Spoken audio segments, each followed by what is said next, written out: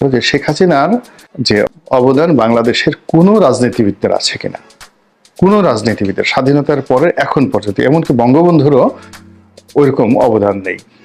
কিন্তু সবার উপরে তার যে জিনিসটি রয়েছে সেটা হলো মানবতাবোধ, ভদ্রতাবোধ এবং আবহমান বাঙালির যে কৃষ্টি কালচার, তার সঙ্গে the political leadership and quality. এবং এখানে শেখ হাসিনার সমপর্যায়ের বাংলাদেশে এখন জীবিত অবস্থায় কেউ নেই। এখন আমার বক্তব্য হলো যে শেখ হাসিনা যদি সাইকোপ্যাথি হবেন,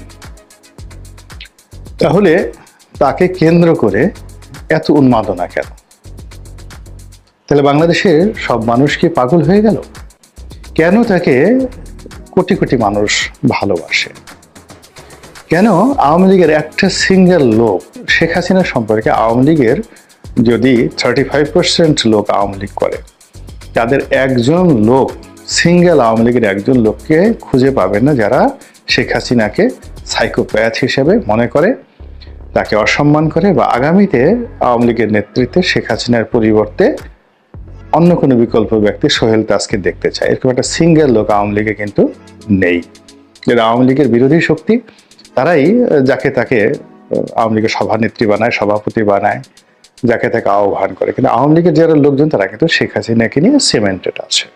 ভারত যে তাকে রাষ্ট্রীয় মর্যাদা দিয়ে রেখেছে, নরেন্দ্র মোদী তার সাথে কথা বলছে, ডোনাল্ড ট্রাম্পের মতো মানুষ তাকে নিয়ে কথা বলছেন, ইট মিনস সারা পৃথিবীর যে রাজাবাদশা সবাই সাইকোপ্যাথ হয়ে আছেন, বদ্ধোন্মাদ হয়ে আছেন। আর আপনি বা আমি, আমরা যারা বাংলাদেশে, আমরা সবাই একেবারে ফেরেশতা। আসসালামু আলাইকুম রহমতুল্লাহি ওয়াবারাকাতুহু। সম্মানিত দর্শক, সাবেক প্রধানমন্ত্রী শেখ হাসিনা নিয়ে হাজার রকম নেতিবাচক বক্তব্যের ঝড় এখন বাংলাদেশের টেকনাফ থেকে তেঁতুলিয়াতে বইছে। আমাদের বাংলাদেশে একটা কথা আছে, হাতি যখন গর্তে পড়ে তখন চামচিকা জাতীয় যে প্রাণী, অতি তুচ্ছ প্রাণী, ঘৃণিত, নিন্দিত, দুর্গন্ধ চামচিকা, আপনারা অনেকেই দেখেছেন, কাছাকাছি গিয়েছেন কিনা জানি না। আপনারা যদি স্পর্শ করেন তো দেখবেন যে সেই চামচিকার শরীর থেকে বিকট দুর্গন্ধ আসছে, জীবাণু ছড়ায়, বাদর প্রজাতির প্রাণী এবং দেখতে কুৎসিত, ভীষণ রকম কুৎসিত। তো হাতিকে যদি আপনি সিমডম বা সিনড্রোম অফ সিমটম বা সিনড্রোম, দুটো শব্দ এখানে, সিনড্রোম, সিমটম অ্যান্ড সিনড্রোম, দুভাবেই আপনি ব্যবহার করেন, এটা একটা রাজস্বিকতার প্রতীক। হাতি শক্তির প্রতীক, মর্যাদার প্রতীক, আভিজাত্যের প্রতীক এবং সর্বোচ্চ মানের, জমিনে সর্বোচ্চ মানের। যেমন বাঘ বা সিংহ, এদের রাজস্বিকতা একরকম, আর হাতির যে রাজস্বিকতা সেটা আবার অন্যরকম। তো সেই হাতি যখন কোনো গর্তের মধ্যে পড়ে যায়, তখন চামচিকা জাতীয় প্রাণী যাদের কথা বললাম, তারা গিয়েও সেখানে নানা রকম উৎপাত শুরু করে, এবং এটি বাংলা প্রবাদ এবং প্রবচনে ওভাবে এসেছে। তো এখন শেখ হাসিনাকে নিয়ে বাংলাদেশে যারা কথাবার্তা বলছে, প্রায় বেশিরভাগ লোকই খুবই আপত্তিকর কথাবার্তা বলছেন। এর মধ্যে অনেক প্রাজ্ঞজন আছেন, গুণীজন আছেন, তারা শেখ হাসিনার সমালোচনা করছেন, তবে যথেষ্ট শালীনতা নিয়ে, ভীষণ রকম শালীনতা নিয়ে। এবং যারা আরো উঁচু মার্গের লোক, বড় বড় দলে, তারা শেখ হাসিনার সম্পর্কে একটি টু শব্দ এখন পর্যন্ত উচ্চারণ করেননি। এর কারণ হলো, ভদ্রলোকের যে লক্ষণ, ভালো মানুষের যে লক্ষণ, তারা কখনই কোনো বিপদগ্রস্ত মানুষ, কোনো পরাজিত মানুষ, কোনো মৃত মানুষ, কিংবা যে মানুষ আর এখন দৃশ্যপটে নেই, তাদেরকে নিয়ে কথা বলা, সমালোচনা করা একটা কাপুরুষতার লক্ষণ বলে মনে করেন।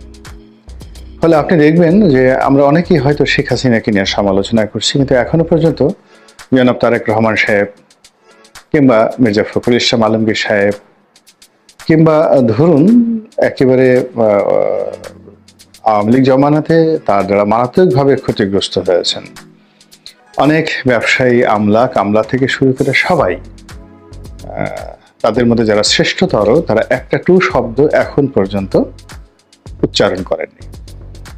এবং তারা সবাই আওয়ামী লীগ যতদিন ক্ষমতায় ছিল তখন 10 মুখে শেখ হাসিনার সমালোচনা করেছেন বাপের বেটার মতো। তারপর আওয়ামী লীগের সমালোচনা করেছেন বীরের মতো। কিন্তু এখন এই দুঃসময়টাতে তারা করছে না। কিন্তু কিছু মানুষ দেখা গেল যে ভীষণভাবে একেবারে এই বাংলাদেশে বসে এই মুহূর্তে শেখ হাসিনার সেই পার্সোনাল একটা পায়ের নখ থেকে চুল পর্যন্ত প্রায় প্রতিটি জিনিস নিয়ে খুবই নিম্নমানের শব্দ ব্যবহার করে আলাপ আলোচনা করে তাকে ছোট করার চেষ্টা করছে। এবং এই সকল কথাবার্তার মধ্যে একটি কথা খুব বেশি ইন্টেলেকচুয়ালি অনেকে বলার চেষ্টা করছেন, সেটা হলো শেখ হাসিনা সাইকোপ্যাথ। মানসিক পাগলামি এবং শারীরিক পাগলামি, এটিকে বলা হয় সাইকোপ্যাথ। এখন যখন সাইকোপ্যাথ হয় কোনো মানুষ, তখন তার কাপড় চোপড় ঠিক থাকে না, সে উলঙ্গ হয়ে যায়, সে যাকে ইচ্ছা তাকে কামড় দেয়, খামচি দেয়, থুথু দেয়, ময়লা খায়, আবর্জনা খায়, স্যান্ডেল মারে, মানে একেবারে বদ্ধ উন্মাদ। তো সেটা বলা হচ্ছে শেখ হাসিনা সাইকোপ্যাথ। তো এই কথাটা আপনি কি বলবেন? যারা বলছে তাদেরকে আপনি কি জবাব দিবেন? শেখ হাসিনা কি কাপড় চোপড় পরেন না?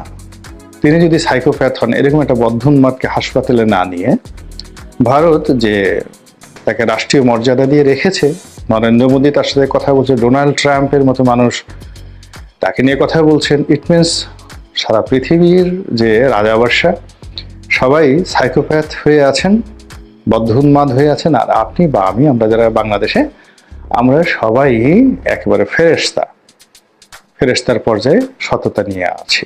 এই কথাগুলো ইদানিং হচ্ছে এবং মানুষ প্রতিবাদ করছে না। এই যে আমরা যে প্রতিবাদ করছি না, এটাও আমাদের নিজেদের প্রতি জুলুম। অনেকে এই কথা শুনে খুব খুশি হচ্ছে, অনেকে আবার সাইকোপ্যাথ কাকে বলে এই জিনিসটা না বুঝেই তারা মনে করছেন এটা একটা বৈজ্ঞানিক শব্দ, কঠিন শব্দ, নিশ্চয়ই এটার একটা কোনো ভালো মানে আছে, গুরুত্বপূর্ণ একটা অর্থ আছে বটে। তো যেহেতু সে এই অর্থ জানে না, আবার জিজ্ঞেস করতে তার যথেষ্ট লজ্জা হয়, তো সে মনে করে আচ্ছা ঠিক আছে, শুনলাম, ভালো কথা, চুপচাপ আছে। তো অনেকে যারা বুঝেন তারা আনন্দ পান যে ঠিক আছে, শেখ হাসিনাকে এতকাল অপছন্দ করতাম, তাকে এখন বদ্ধ উন্মাদিনী বলা হচ্ছে, তো খুশি, ভালো খুশি। আর যারা শেখ হাসিনাকে পছন্দ করেন বা না করেন, কিন্তু একটা সুস্থ ধারার মানুষ হিসেবে নিজেকে মনে করেন, তারা অন্য যে কোনো মানুষকে যদি এরকম সাইকোপ্যাথ বলা হয়, তখন তারা অসম্মানিত বোধ করেন, বিব্রত বোধ করেন। তো এই জিনিসগুলো বাংলাদেশে চলছে। তো যাই হোক, যেটা বলছিলাম যে যারা সমালোচনা করছেন 10 মুখে, সামাজিক মাধ্যমে, গণমাধ্যমে তাকে সাইকোপ্যাথ বলার চেষ্টা করছেন, একেবারে চোখ গোল গোল করে, আঙ্গুল উঁচু করে, অথচ এই মানুষগুলো শেখ হাসিনা যখন ছিলেন, তখন শেখ হাসিনা যদি খালি তাদের দিকে চোখ গরম করে তাকাতেন, অনেকের কাপড় চোপড়, জাইঙ্গা, সমস্ত কিছু নষ্ট হয়ে যেত। তো সেই মানুষগুলো অলনে ছাড়েন এখন খুব শক্তিশালী হয়ে পড়েছে। এখন আমার বক্তব্য হলো যে শেখ হাসিনা যদি সাইকোপ্যাথই হবেন, তাহলে তাকে কেন্দ্র করে এত উন্মাদনা কেন? তাহলে বাংলাদেশের সব মানুষ কি পাগল হয়ে গেল? কেন তাকে কোটি কোটি মানুষ ভালোবাসে? কেন আওয়ামী লীগের একটা সিঙ্গেল লোক, আওয়ামী লীগের লোক বলছে যে আওয়ামী লীগ তাদের শাসন আমলে অনেক অন্যায় করেছে, জুলুম করেছে, ভুল করেছে, যেগুলো করা ঠিক হয়নি। 2 নম্বরে আওয়ামী লীগের অনেক দায়িত্ববান লোক বলার চেষ্টা করছে যে এই দলের মধ্যে একটা অলিগার শ্রেণী তৈরি হয়েছে, যারা শেখ হাসিনাকে বিভ্রান্ত করেছেন, নিজেরা দুর্নীতি করেছেন, সম্পদের পাহাড় তারা গড়ে তুলেছেন এবং শেখ হাসিনাকে একা ফেলে যে যার মতো চম্পট মেরেছেন দেশের বাইরে গিয়ে। এই জিনিসগুলো কিন্তু আওয়ামী লীগের মধ্যে আলোচনা হচ্ছে। অনেকে মৃদুভাবে শেখ হাসিনাকে সমালোচনা করছেন যে তিনি ভালো লোকগুলোকে বাদ দিয়ে মন্দ লোকদেরকে কাছে টেনে নিয়েছেন। কিন্তু তারপরেও শেখ হাসিনা সম্পর্কে আওয়ামী লীগের যদি 35% লোক আওয়ামী লীগ করে, তাদের একজন লোক, সিঙ্গেল আওয়ামী লীগের একজন লোককে খুঁজে পাবেন না যারা শেখ হাসিনাকে সাইকোপ্যাথ হিসেবে মনে করে, তাকে অসম্মান করে, বা আগামীতে আওয়ামী লীগের নেতৃত্বে শেখ হাসিনার পরিবর্তে অন্য কোনো বিকল্প ব্যক্তি সোহেল তাজকে দেখতে চায়, এরকম একটা সিঙ্গেল লোক আওয়ামী লীগে কিন্তু নেই। যারা আওয়ামী লীগের বিরোধী শক্তি তারাই যাকে তাকে আওয়ামী লীগের সভানেত্রী বানায়, সভাপতি বানায়, যাকে তাকে আহ্বান করে। কিন্তু আওয়ামী লীগের যারা লোকজন তারা কিন্তু শেখ হাসিনাকে নিয়ে সিমেন্টেড আছে। এর কারণটা কি? এর কারণটা আমি আমার নিজের জীবন থেকে বলি। তার অনেক ত্রুটি আছে, ভুল আছে, অপরাধ আছে, এবং তিনি ঠোঁটকাটা স্বভাবের। সেই 1981 সন নয়, আপনি বঙ্গবন্ধুর অসমাপ্ত জীবনীতে পড়ে দেখবেন, যাদের সঙ্গে ডক্টর ওয়াজেদ অর্থাৎ শেখ হাসিনার হাজব্যান্ড সম্পর্ক রয়েছে তারা, কিংবা শেখ হাসিনার সঙ্গে ব্যক্তিগত সম্পর্ক রয়েছে, ওনার মূল ব্যাপার হলো যে তার মুখে কোনো কথা আটকায় না। তো তিনি দেখা গেল অনেক সময় অনেক বেফাঁস মন্তব্য তিনি করে ফেলেন, অসম্মান করেন, খোঁটা দিয়ে কথা বলেন, ডেকে নিয়ে দাওয়াত করে খোঁটা দিয়ে কথা বলেন। কিন্তু সবার উপরে তার যে জিনিসটি রয়েছে সেটা হলো মানবতাবোধ, ভদ্রতাবোধ এবং আবহমান বাঙালির যে কৃষ্টি কালচার, তার সঙ্গে the political leadership and quality. এবং এখানে শেখ হাসিনার সমপর্যায়ের বাংলাদেশে এখন জীবিত অবস্থায় কেউ নেই। আমার নিজের কথা বলি, ধরুন আমি তার দ্বারা 2014 সনের পরে মারাত্মকভাবে ক্ষতিগ্রস্ত হয়েছি, এবং তিনি সালমান এফ রহমান সাহেবের পক্ষ অবলম্বন করে তারপর তিনি যাকে বলা হয় আমাকে যেভাবে জেলে পাঠিয়েছেন, আমার সারাটা জীবন তার প্রতি প্রধান্বিত থাকা দরকার। কিন্তু দেখা গেল যে বিভিন্ন সময়টিতে তিনি আমার খোঁজ খবর রেখেছেন যেন আমার কোনো অসুবিধা না হয়। এমনকি 2018 সনের যে নির্বাচন হলো, সেই নির্বাচনে তো আমি প্রায় যাকে বলা হয় মারাই যাচ্ছিলাম। ছাত্রলীগ, আওয়ামী লীগ, স্থানীয় গুন্ডা পান্ডারা এমনভাবে আমাকে আক্রমণ করেছে যে আই হ্যাড নো ওয়ে। এরপরে আমি তার খুব কাছের একজন জেনারেল, তাকে ঘটনাটা জানালাম, এবং তিনি যখন শেখ হাসিনাকে বললেন, প্রধানমন্ত্রীকে বললেন, তখন প্রধানমন্ত্রী বললেন যে ঠিক আছে, ওকে প্রোটেকশন দাও। এবং সেই প্রোটেকশন দিয়ে তিনি সেই দেখা গেল যে আমাকে সেই পুলিশ প্রোটেকশনে সেখান থেকে আমি নির্বাচনের পরে নিরাপদে ঢাকা আসলাম। এবং যদি সেই পুলিশ প্রোটেকশন উনি না দিতেন, না বোঝার চেষ্টা করি যে আমি তার দল ছেড়ে চলে গেছি বিএনপিতে, এতে তিনি অপমানিত, লাঞ্ছিত। তো সেখানে আমাকে পুলিশ প্রোটেকশন না দিয়ে তিনি তো আমাকে আরো লাঞ্ছিত করার কথা, কিন্তু তিনি সেটা করেননি। আমার বিপদের সময় আমি তাকে বলিওনি, কেবলমাত্র আমার পক্ষে একজন তার ঘনিষ্ঠ মেজর জেনারেল, তিনি তাকে গিয়ে বলেছেন। তো তিনি বলছেন যে ওকে ডু ইট, এবং তারেক সিদ্দিকী সাহেবকে বলেছেন যে ঠিক আছে এটা করো। এই গেল এক। 2 নম্বর হলো যে যখন আমি মনোনয়ন পেলাম, তো মনোনয়ন পাওয়ার পরেও তার আগে ওনার সাথে আমার ওরকম কোনো ঘনিষ্ঠতা ছিল না। তিনি আমার বায়োডাটাটা দেখেছেন, পড়েছেন। তো আমি যখন ওনার কাছে মনোনয়নপত্র আনতে গেলাম, তো তিনি বললেন যে দেখো, তোমার বায়োডাটা দেখেছি, তোমার বায়োডাটা মনোযোগ সহকারে পড়েছি, এবং আমার কাছে মনে হয়েছে যে ইউ আর এ চ্যালেঞ্জিং বয়। তো তোমাকে একটা চ্যালেঞ্জ দিলাম, ওখানে ক্ষমা জাহাঙ্গীর আছে, তোমাকে প্রতি পদে পদে তোমাকে সর্বনাশ করার চেষ্টা করবে।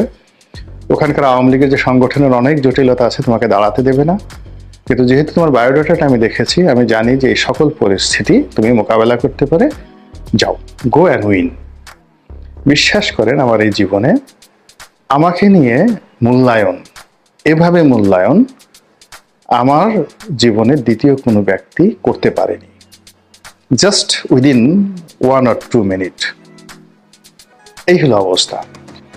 তো এরকম লক্ষ লক্ষ মানুষের দান করা, লক্ষ লক্ষ মানুষের সঙ্গে তারা অ্যাটাচমেন্ট। তার বাসায় গণভবনে গিয়েছে, চা খায়নি, বিস্কুট খায়নি, এরকম কোনো লোক নেই। এবং তিনি তার দলের এই যে নেতাকর্মী সারা বাংলাদেশের বিভিন্ন ওসিলাতে তিনি সারা বছর সেখানে শামিয়ানা টানিয়ে রাখতেন, এবং উপলক্ষ হলেই 3000-4000 লোককে দাওয়াত করে সেখানে খাওয়াতেন, তাদের সঙ্গে ভাব বিনিময় করতেন। ফলে এই যে বিশাল শ্রেণীর লোকের সঙ্গে তার যে অ্যাটাচমেন্ট, তার যে বন্ধুত্ব, তার যে আকুতি, এটা সাধারণ মানুষ কিন্তু ভুলতে পারছে না। ফলে আপনি যত বেশি সাইকোপ্যাথ বলবেন, বদ্ধ উন্মাদিনী বলবেন, তত বেশি এই যে তার সঙ্গে আপনি গিয়ে দেখুন তো যে তার একটা ট্রাস্ট আছে, ফাউন্ডেশন আছে। এই ফাউন্ডেশন থেকে কত লাখ ছেলে মেয়েকে নিয়মিত যাকে বলা হয় উপহার দেওয়া হয়। আপনি এটা খোঁজ নিয়ে দেখেন তো তার কতজন পালিত পুত্র রয়েছে এবং পালিত কন্যা রয়েছে, এবং সমাজের এমন এমন স্তর থেকে তিনি তাদেরকে তুলে এনেছেন। ওখানে ওই সমস্ত পরিবারের ছেলে মেয়েদেরকে আপনি তাদের দিকে তাকাবেনই না। এই যে ফুলবাড়িয়াতে অগ্নিকাণ্ড ঘটনা ঘটলো, সেখানে যারা অগ্নিকাণ্ডের শিকার হলেন সেখান থেকে তিনি দুটো মেয়েকে নিজের কন্যা হিসেবে নিলেন, এবং শেষ দিন পর্যন্ত তিনি প্রতি বছর কয়েকবার তাদেরকে গণভবনে দাওয়াত করে খাওয়াতেন, নিজের মেয়ের মতো করে জামাইকে আদর করতেন, মেয়েকে খাওয়াতেন। ওই যে একবার একটা পূর্ণিমা ধর্ষিত হয়েছিল, মনে আছে আপনাদের? সিরাজগঞ্জের একটা মেয়ে পূর্ণিমা। তো সেই পূর্ণিমা এবং পূর্ণিমার পরিবারের সাথে একটু কথা বলে দেখেন তো যে শেখ হাসিনার যে অবদান সেই পরিবারের প্রতি, এইরকম অবদান বাংলাদেশের কোনো রাজনীতিবিদদের আছে কিনা? কোনো রাজনীতিবিদের স্বাধীনতার পরে এখন পর্যন্ত, এমনকি বঙ্গবন্ধুরও ওইরকম অবদান নেই।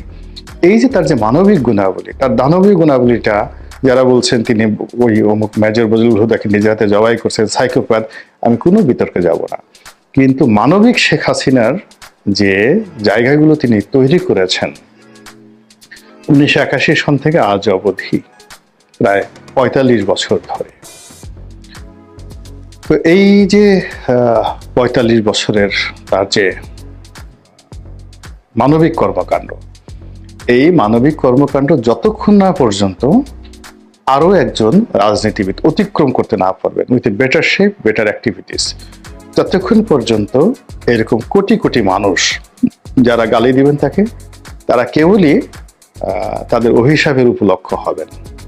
আবার অন্যদিকে তার চেয়ে যদি ভালো কাজ আমরা কেউ করতে না পারি, সেক্ষেত্রে শেখ হাসিনার এই যে রাজনীতি, এটিকে মোকাবেলা করা সম্ভব নয়। বোঝার চেষ্টা করুন যে তিনি আওয়ামী লীগের জন্য রাজনীতি করেন, বিএনপির জন্য নয়, জামাতের জন্য নয়। জামাতের আমির জামাতের লোকের কাছে খুবই প্রিয়। তারেক রহমান সাহেবকে আওয়ামী লীগের লোকজন যতই খারাপ মনে করুক না কেন, তিনি তাদের লোকের কাছে প্রিয়। আর শেখ হাসিনাকে যতই খারাপ বলেন না কেন, তিনি আওয়ামী লীগের লোকের কাছে খুবই প্রিয়।